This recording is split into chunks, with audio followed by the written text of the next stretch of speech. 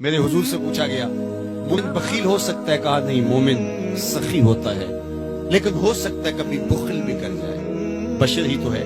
پھر پوچھا گیا مومن بزدل ہو سکتا ہے؟ کہا نہیں، بہادر ہوتا ہے، لیکن ہو سکتا ہے کبھی بزدلی بھی کر جائے۔ بلکہ ایک مقام پہ فرمایا مبخلۃ مجبنۃ، اولاد کے بارے میں فرمایا جب بندے کی اولاد ہو جاتی ہے تو دو خصلتیں آ جاتی ہیں، اولاد بخیل بھی کر دیتی ہے، اولاد بزدل بھی کر دیتی ہے۔ جب بندے کی اولاد نہیں ہوتی اس وقت بڑا دلیر ہوتا ہے، ہر میدان میں ہاتھ ڈال لیتا ہے، اولاد کے بعد تھوڑا سوچنے لگتا ہے۔ تو میرے حضور نے فرمایا مبخلۃ مجبنۃ، اولاد تھوڑی سی بخل بھی پیدا کر دیتی ہے، اولاد تھوڑی سی بزدلی بھی پیدا کر دیتی ہے۔ تو پوچھا گیا مومن بزدل ہو سکتا ہے؟ کہا دلیر ہوتا ہے، لیکن ہو سکتا ہے کبھی بزدلی بھی کر جائے۔ پھر پوچھا گیا بخیل ہو سکتا ہے؟ کہا سخی ہوتا ہے، لیکن ہو سکتا ہے کبھی بخل بھی کر جائے۔ تیسری بات میرے حضور سے پوچھی گئی مومن جھوٹا ہو سکتا ہے؟ فرمایا جھوٹا نہیں ہو سکتا، یہ طے شدہ بات ہے کہ مومن ہو جھوٹا ہو یہ نہیں ہو سکتا۔ میں اور آپ اپنی زندگی میں اترے، اپنے شب و روز میں اترے، اپنے کاروبار میں اترے،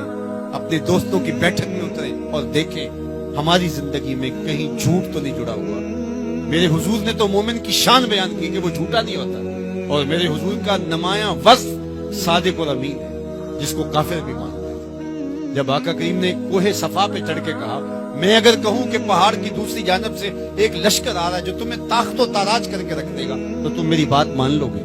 تو انہوں نے کہا نہ بھی نظر آیا تو ہم کہیں گے ہم اندھے ہیں، آپ سچے ہو۔ جو اتنا سچا، جس کی صداقت کی قسمیں کھائی جائیں، جس کی امانت کی قسمیں کھائی جائیں، ہم اس کے غلام اور اس کی امتی ہوں۔ یہ بالکل آپ کے پاس جاپان بستا ہے، ایشیائی ملک ہے، اور وہاں بچہ بھی جھوٹ نہیں بولتا، وہ کوئی اور گوشت پوست کے بنے ہوئے انسان ہے؟ نفس اور شیطان ان کے ساتھ نہیں جڑا ہوا؟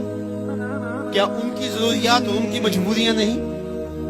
لیکن وہ جھوٹ کیوں نہیں بولتے؟ ان کی ماں نے بتایا بیٹے جھوٹ نہیں بولنا، ان کے باپ نے بتایا بیٹے جھوٹ نہیں بولنا، ان کے استاد نے اسکول میں بتایا بیٹے جھوٹ نہیں بولنا۔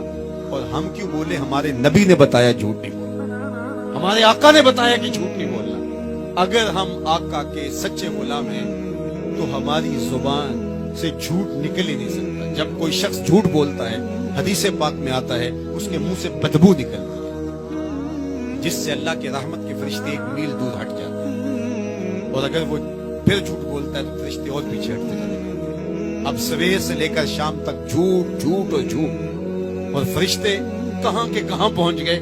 رحمت کے فرشتے تو نیڑے ہیں ہی نہیں، تو پھر کاروبار میں بھی بے برکتی ہوگی، گھر میں بھی بے برکتی ہوگی، اس دواجی زندگی میں بھی تلخیاں ہوں۔ پھر ہم بھاگتے ہیں عاملوں کے پاس، اس نے کہا شکر ہے تو وقت پہ آ گیا، ورنہ تعویذ چل جانے تھے تیرے اوپر، تو کسی نے ڈاڑے تعویذ کی ہوئی۔ اور میاں وہ تعویذ جھوٹ کا ہے، وہ جادو ٹونا جھوٹ کا ہے، رحمت کے فرشتے دور ہٹ گئے اور ہم اندھیروں میں آ گئے۔ آؤ سچائی کو شعار زندگی بنا لو، رحمت کے فرشتے اپنے نوری پر تان دیں گے تمہارے اوپر، اور تم ایک انوار کے ماحول میں جینا سیکھ لو گے۔ میرے حضور علیہ السلام کا بتایا ہوا دین، میرے حضور کا دیا ہوا شعار حیات، میرے حضور کے دیے ہوئے انداز زندگی، وہ اختیار کر کے ہم ایک پاکیزہ ستھری طیب اور صاف زندگی گزارنے کا تصور حاصل کر کے ایک خوشگوار زندگی جینے کی کوشش کریں۔ آئیے میں اور آپ آج دیکھیں کہ ہمارے ساتھ کوئی ایسا عمل، کوئی ایسا رویہ تو نہیں جڑا جو حضور کے بتائے ہوئے طریقوں سے ہٹ کر ہے۔ آؤ اپنی زندگی کو ان کے قدموں میں ڈال دیں، ہمارا رویہ بتائے ہم حضور کے غلام ہیں، ہمارا طرز زندگی بتائے ہم حضور کے غلام ہیں، ہمارا انداز حیات بتائے ہم حضور کے غلام ہیں۔ غلامی رسول کو اپنی نس نس میں سمو لو، غلامی رسول تمہارے لباس سے دکھائی دے، غلامی رسول تمہارے رویوں سے دکھائی دے، غلامی رسول تمہارے طرز حیات سے دکھائی دے، غلامی رسول تمہارے سجدوں سے دکھائی دے، تو غلامی رسول تمہارے وعدوں سے دکھائی دے، تمہاری بولی سے غلامی رسول ٹپکتی ہو، نہ یہ کہ تم صرف زبان سے یہ کہو کہ میں غلام رسول ہوں، باقی تمہاری زندگی کا ہر تیور اس کی نفی کر رہا ہو۔